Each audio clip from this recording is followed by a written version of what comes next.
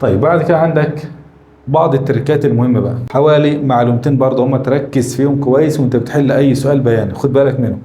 اول حاجة وحدات قياس المحاور. اي رسم بياني لازم تركز على الوحدة. تمام. دي علاقة بينية بين ازاحة وزمن، ومديك الازاحة لما كانت ب10 كان الزمن 5، وعايز منك السرعة. تحل ازاي؟ صلى على النبي يا سيدي. اول حاجة تكتب القانون، في بتساوي دي على تي. تاني حاجة هتجيب الميل فيزيائيا. الميل من الرسمة بقى دلتا دي فرق الصادات على دلتا تي، طيب اللي اصلا بتساوي الفي. طيب انت كده هتجيب الميل رياضيا بقى. الميل رياضيا فرق الصادات على فرق الايه؟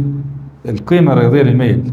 فرق الصادات 10 على 5، مع 10 ناقص صفر، وهنا 5 ناقص صفر. بس خد بالك بقى من حاجة، وانت بتحسب الميل رياضيا هتاخد بالك من شوية حاجات. أول حاجة دي مش 10، ليه؟ لأنها مضروبة في السنتي، 10 سنتيمتر مش 10 متر. يعني العشرة دي مضروبة في 10 أس سالب 2 عشان سنتي. ده أول حاجة، وحدة قياس المحاور. تحت على 5، بس دي مش 5 بس، ده الزمن بالملي ثانية.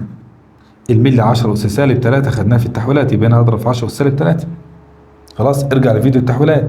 يبقى خد بالك بقى، الإزاحة كانت بالسنتي، ضربت فوق في 10 سالب 2، تحت الزمن بالملي ثانية ضربت 10 أس سالب 3.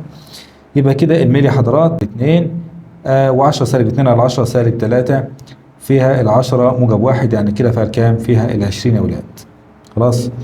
يبقى كده السرعة بتساوي 20 متر على ايه؟ متر على الثانية. ما هو الميل هو السرعة والميل هو ال20، يبقى كده السرعة ب20 متر على الثانية.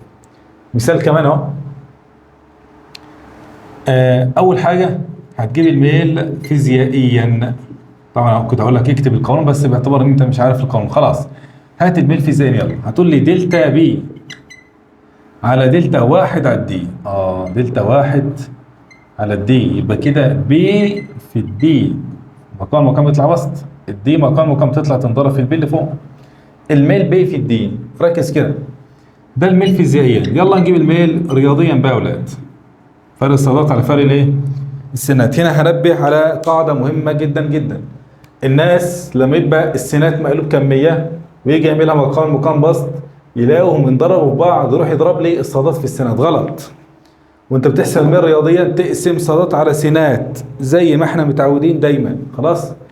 يبقى انت عندك هنا فوق 20، بس ده ملي تسلا، ملي الوحده تسلا التي ديت، يبقى ده الملي بقى. الملي 10 سالب 3، يبقى ال 20 كده مضروبه في 10 اس سالب 3. مش دي المهمه، المهمه اللي تحت بقى، ال 15 تحت مضروبه في كام؟ واحد يقول لك سنتي يا استاذ 10 سالب 2. غلط. هنا يا حبيبي السنتي اس سالب 1، السنتي لوحده 10 سالب 2. طب السنتي لما يترفع لاس سالب 1، ال 10 وسالب 2، السالب 2 ديت تنضرب في سالب 1، تبقى كده كام؟ موجب 2. يبقى تحت 15 في 10 اس موجب 2. تاني السنتي لوحده 10 سالب 2. حلو الكلام؟ طب هنا السنتي مرفوع لسالب 1. انا اديتك في فيديو قواعد الاسس، بضرب الاس اللي فوق في الاس اللي تحت.